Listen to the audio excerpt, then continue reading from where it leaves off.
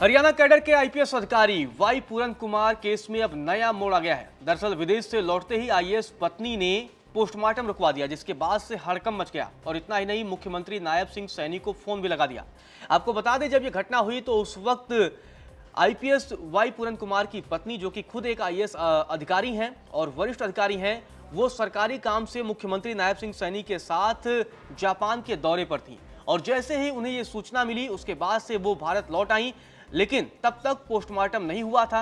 पहले बताया जा रहा था कि जब पत्नी विदेश से वापस आएंगी उसके बाद से पोस्टमार्टम कराया जाएगा, लेकिन जैसे ही वो विदेश से वापस लौटती हैं, उन्होंने पोस्टमार्टम रुकवा दिया और मुख्यमंत्री नायब सिंह सैनी को सीधे फोन लगा दिया और इस मसले में कार्रवाई करने की मांग की। कई गंभीर आरोप लगाए गए हैं। दरअसल वाई पूरन कुमार का जो आखिरी नोट बरामद हुआ है, उस नोट में कई अधिकारियों के नाम हैं। आपको बता दें कि जो आईपीएस अधिकारी थे जिन्होंने खुद को गोली मारी, वो आंध्र प्रदेश के रहने वाले थे, अनुसूचित जाति से ताल्लुक रखते थे।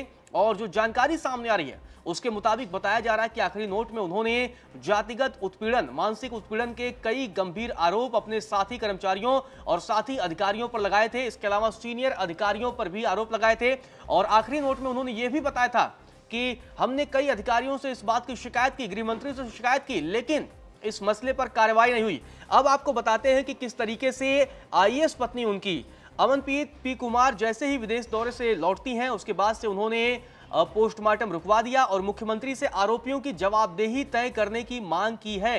तो ये बड़े ही गंभीर विषय सामने आ रहा है। आपको बता दें कि अपने आखिरी नोट में आईपीएस वाई पूरन कुमार ने 15 सेवारत और पूर्व आईएएस आईपीएस अधिकारियों पर सार्वजनिक रूप से भेदभाव और अपमानित करने के कई गंभीर आरोप लगाए हैं। अब आपको बता दें कि पुलिस उनके परिवार के लोगों और रिश्तेदारों से भी पूछताछ करने की तैयारी कर रही है। तो जिस तरीके से ये पूरा मसला हुआ है, उसके बाद से हरियाणा के पुलिस महकमे में हड़कंप मच गया था और इस केस के बाद से ही अब ये हाई प्रोफाइल केस हो गया है। और मुख्यमंत्री नायब सिंह सैनी से उनकी आईएएस पत्नी अमनप्रीत पी कुमार ने फोन पर बातचीत की और आखिरी नोट में जिन अधिकारियों पर गंभीर आरोप लगाए गए हैं उनकी जवाबदेही तय करने की मांग की है। तो अब ऐसे में माना जा रहा है कि आने वाले वक्त में बड़ी कार्रवाई हरियाणा पुलिस महकमे में देखने को मिल सकती है। उससे पहले आपको बता दें कि आखिर किन किन के नाम थे, उनके कुछ नामों के बारे में अब आपको बता देते हैं, ग्राफिक्स के जरिए आपको समझाते हैं। आखिरी नोट में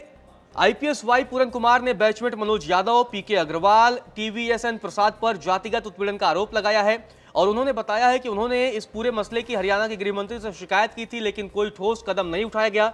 इसके अलावा उन्होंने मुख्य सचिव अनुराग रस्तोगी से भी शिकायत की थी, लेकिन उनसे भी सहयोग नहीं मिला।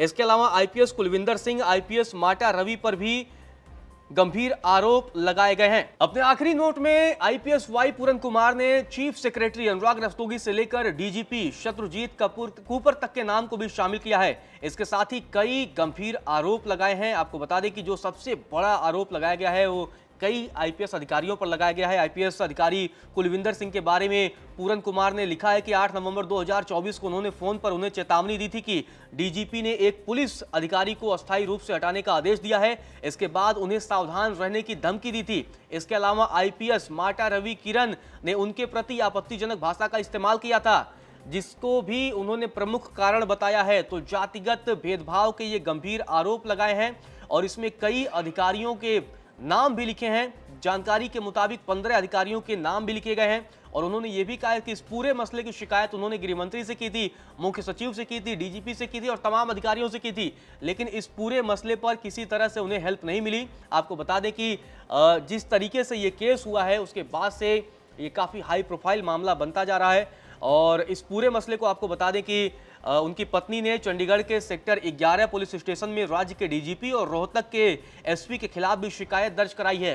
तो उनकी पत्नी अब एक्शन मोड में आ चुकी हैं और लगातार अब वो कार्रवाई करने को लेकर मुख्यमंत्री से बात करते हुए नजर आ रही हैं, जवाबदेही तय करने की मांग कर रही हैं। क्योंकि जिस तरीके से आपको बता दें कि चंडीगढ़ में अपने आवास पर आईपीएस वाई पूरन कुमार ने खुद को गोली मार ली थी, उसके बाद से उनके पास से जो उनका आखिरी नोट बरामद हुआ था, उस आखिरी नोट में काफी कुछ ऐसा है, वो राज थे, कई अधिकारियों के नाम थे। शुरुआती जानकारी के मुताबिक आपको बता दें, जो जब तब जानकारी सामने आ रही थी, ये माना जा रहा था कि ये जातिगत उत्पीड़न का मामला है कि क्या मामला है, इसको लेकर सबकी निगाहें थी। लेकिन अब जो जानकारी सामने आ रही है, उन्होंने 15 अधिकारियों पर ये गंभीर आरोप लगाए हैं। अब नजर बनी रहेगी कि किस तरीके से इस पूरे मसले पर मुख्यमंत्री की तरफ से कार्रवाई की जाती है, क्योंकि उनकी पत्नी जो आईपीएस की पत्नी है वो खुद एक सीनियर अधिकारी हैं, आईएएस अधिकारी हैं। अब देखना दिलचस्प रहेगा कि वो इस मसले को कहां तक लेकर जाती हैं।